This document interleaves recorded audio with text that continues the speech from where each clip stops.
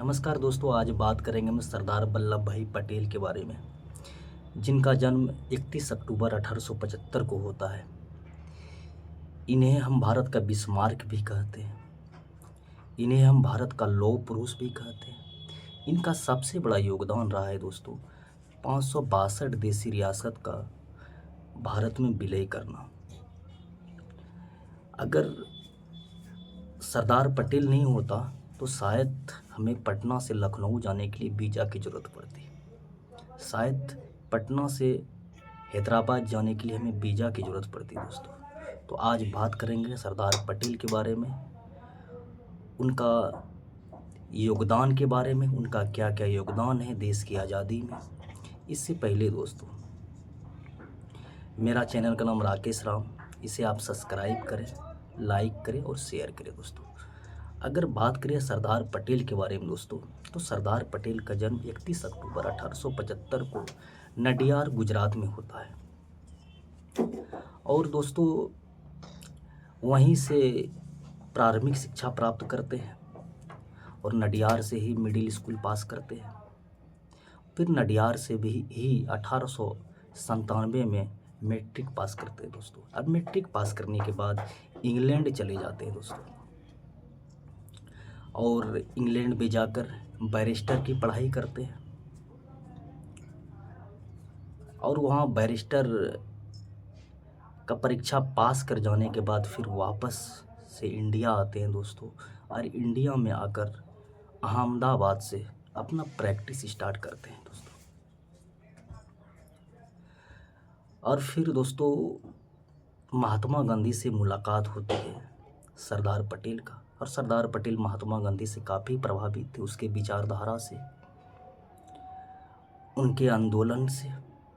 उसके बाद जितने भी आंदोलन करते महात्मा गांधी, जिसका जिसका भी नेतृत्व करते हैं, उसमें निश्चित रूप से सरदार पटेल शामिल होते हैं दोस्तों। या फिर वो सहयोग आंदोलन हो 1920 से लेकर 1922 के बीच, जिसका नेतृत्व महात्मा गांधी करते हैं, इसमें भी शामिल होते हैं सरदार पटेल। या फिर खेड़ा आंदोलन हो 1918 का, जो गुजरात में जो किसानों का आंदोलन था, इसका नेतृत्व सरदार पटेल करते हैं दोस्तों। या फिर कराची अधिवेशन का अध्यक्षता करते हैं सरदार पटेल 1931 में, जिसमें मौलिक अधिकार के बारे में पहली बार चर्चा होती है। या फिर सविनय अवज्ञा आंदोलन, जो 1930 से 1934 के बीच होता है, जिसका नेतृत्व महात्मा गांधी करते हैं, इसमें भी सक्रिय रूप से भाग लेते हैं सरदार पटेल। या फिर भारत छोड़ो आंदोलन हो 1942, इसमें भी सक्रिय रूप से भाग लेते हैं और इसमें भी जेल जाते हैं सरदार पटेल, क्योंकि सभी बड़े नेता को भारत छोड़ो आंदोलन में जेल में बंद कर दिया गया था दोस्तों। उसके बाद देश को आज़ादी मिलती है 1947 में। फिर आज़ाद होने के बाद संविधान सभा का गठन किया जाता है संविधान बनाने के लिए। उसमें भी मौलिक अधिकार, अल्पसंख्यक और जनजातियों का अध्यक्ष बनाया जाता है सरदार पटेल को। और संविधान बनाने में भी सरदार पटेल का बहुत बड़ा योगदान रहा है दोस्तों।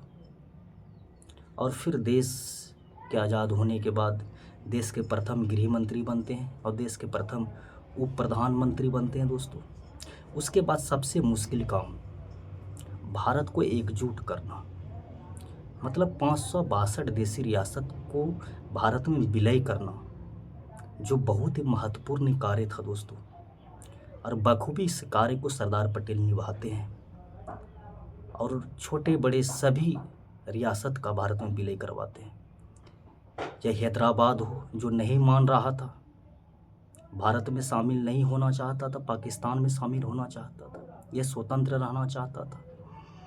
नहीं मानने के बाद सरदार पटेल ऑपरेशन पोलो के तहत पुलिस कार्रवाई करते हैं और फिर सितंबर 1948 में हैदराबाद का विलय भारत में करते हैं दोस्तों। या फिर आप जूनागढ़ ले लीजिए, जूनागढ़ भी भारत में मिलना नहीं चाहता था, लेकिन फिर सरदार पटेल जूनागढ़ में जनमत संग्रह कराते हैं और फिर जूनागढ़ का भारत में विलय करवाते हैं दोस्तों। तो यही कारण है, सरदार पटेल